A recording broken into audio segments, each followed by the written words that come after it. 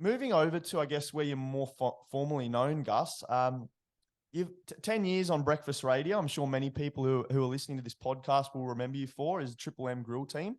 So on the 2009 to 2019, you were awarded Best Air Newcomer in 2010 at the Australian Commercial Radio Awards. You got the Astra Award with Julia Morris for being involved as a team leader in the singing office. Aussie Goes Bolly. It's probably where I remembered you from in the early days when I was at St. Augustine's, and I remember tuning into Fox Sports. But you got the best sports show on pay TV, the best doco there. So can you tell me a little bit more about your time on television and what you've learned from that experience and all the great experiences you've had there?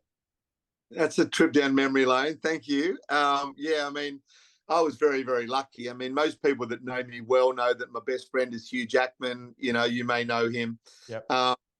So he said to me one day, mate, I'm going to start a production company and I want to do a show around sport and around cricket, and I reckon you'd be the perfect person for it. And I'm like, I'm a 38-year-old salesman up in the north of England at the time going, well, that sounds awesome, but how are we going to make all that happen? And of course, you know, with a name like his and so forth, things do happen and doors do open. And we did an Aussie Goes Barmy, actually was the first Aussie Goes series, where Australia had lost the Ashes in 2005 and England were coming in 2000 and end of 2006, early 2007 to Australia.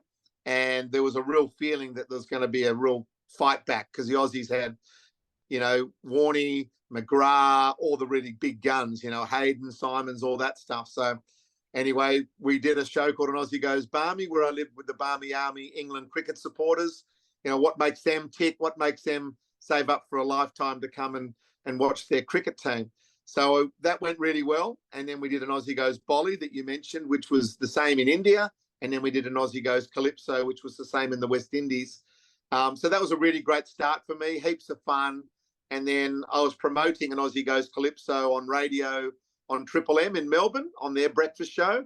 And the boss of Triple M was in a cab between the airport and the radio station. Perfect timing for me. I was telling some stories and he came and saw me and said, mate, I'm looking for a new breakfast show in Sydney. Would you be interested? And, you know, long story short, a couple of months later, I was on Sydney radio. And like you said, I was on there for 10 years. Then had a couple of years doing a weekend sports show called Dead Set Legends. And now I'm doing the Rush Hour, which is the drive show, which is 4 p.m. till 6 p.m. And again, very sort of focused on sport, but fun and family and what's happening in Sydney. So I've had this wonderful run of, you know, radio in particular. I did the Man Up program 6 years ago, which started Gotcha for Life. And now I've just signed with Channel 9. So I'm doing Sports Sunday and the Today Show and Weekend Today. And we're about to do a pilot around mental fitness as well. So it's all sort of coming together again with TV coming back into my life. But my main focus since Gotcha for Life has started has been the charity and the foundation and making sure that we make real change in the way that we think of mental fitness and not mental health. So changing that term and then also getting the suicide rate down to zero. Yeah, and I think, you know, you talked about also your sport, how you aligned almost your passions there. So you talked about the Gotcha for Life Foundation and how you got into working in the Triple M Grill Team, for instance, through your experiences overseas with Aussie Goes Bolly, Aussie Goes Barmy, Aussie Goes Calypso. But I guess that's really leveraged you and given you a bit of a platform to promote, you know, all of this mental health awareness and fitness. Do you think that's really helped you in terms of getting out there and growing Gotcha for Life? Hayden, there's no doubt in the world that having, you know, having an opportunity like a soapbox to stand on, you know, every day and say, hey, over here, let's talk about mental fitness, or over here, let's talk about, you know, men in particular on Triple M. You know, I get hundreds of notes every single week from people just asking me questions about their son or daughter or themselves, or a wife worried about their husband. There's so much going on at the moment in Australia in terms of pressure around mortgage and relationships. And they're the two biggest factors for suicide. They're not the only factors, but they're the two largest. So I'm quietly confident off the back of, we had a 5% drop last year in suicides. I'm hoping that stays the same, but There's so much pressure going on. I am worried that men in particular don't have enough emotional muscle to be able to handle the stress and strain that's going to come in the next couple of years as interest rates really start to bite.